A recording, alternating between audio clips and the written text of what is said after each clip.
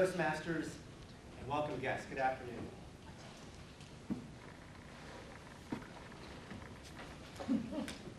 Little boys, there's one thing I do not want to see hanging out of your gym shorts. I do not want to see your family jewels.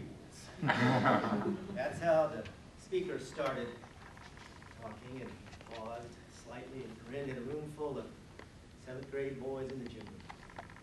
Coach Vince Lobato. John A. Coleman Junior High School, Tampa, Florida, August of 1970. He was wearing those black wraparound sunglasses so we couldn't see his eyes. See, deception was part of the game. He had that toothpick bobbing in his mouth. That white gym t-shirt pulled way over that fat gut of his, and those coaches' gym shorts pulled way up over the gut. The white socks and those black coaches' shoes with the flap over the shoelaces, like baseball cleats, except they didn't have cleats, they had those ridges, like the shoes that Vince Lombardi used to wear. 37th grade boys who for the first time in their life were going to have to dress out for PE, come back in the locker room, get in the gang showers, clean up, and go back to class. And we were scared stiff. I leaned over to my friend Paul and I said, "Paul, what are family jewels?" He looked at me, he was going like this. His face was racked with fear. I think he was about to cry. And just then Coach Lobato boomed out, "Ladies," you see, Coach loved to call the 7th grade boys ladies. Intimidation was also part of his game. He said, "Do you two have something you want to share with the group?"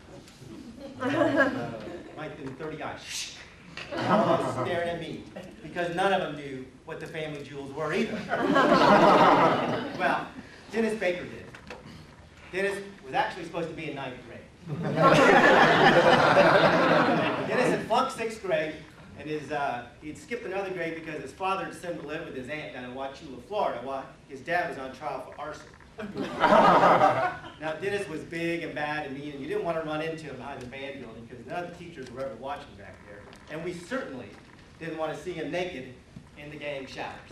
So 29 sets of eyes were looking at me, and they were like nodding their head, begging me to ask the question. And suddenly in my head, it was like Lord of the Flies. Instead of kill the pig, spill his blood, it was ask Coach, what are family jewels? It was all running around in my head. And suddenly I realized the room was completely silent. I could hear a pin drop. So I said, "No, Coach, nothing to share," in my prepubescent soprano voice. He looked at me and he said, "Son, when I'm talking to you, keep your eyes locked in on mine." I said, "Yes, sir, Coach." Kind of slumped back into the bench. I don't know if you can slink in a bench that doesn't have a back support, but that's what I did. He said, "One other thing, son, I want you to sit up straight so I know you're listening to me when I'm talking to you." All I could do then was just kind of nod my head, and sweat's popping out of my brow, on my armpits, didn't have any hair yet. Family jewels, what was he talking about? I mean, my mother had a wedding band and she had an engagement ring. She only wore clip-on earrings because she said only gypsies had pierced ears. She said gypsies and playing pool and pierced ears will get you into hell.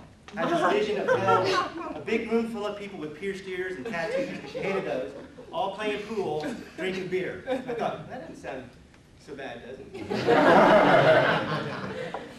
So 29 sets of eyes looking at me, and I realized that Coach Lobato was giving Dennis a little wink, and Dennis kind of started snickering. I thought about something else. I said, "Well, what does Prince Charles do? Does maybe he borrow jewels from his mother? His mother has roomfuls of jewelry. I saw him in Life magazine, capes and crowns and bracelets and wristbands." But I thought, well, they cost too much. She wouldn't let him take the royal jewels off to PE. Suddenly from behind his back, Coach Lobato pulled out this piece of cloth, this white piece of cloth. I'd never seen anything like it in my life. Had this waistband and this little piece of cloth that went down vertically in the front, and these two little skinny pieces of cloth in the back. It was almost nothing. It was just full of holes and air. I'd never seen anything like it. I didn't know what to do with it. Coach Lobato held it up and he said, "Ladies, this is where you will house your family jewels in my PE class.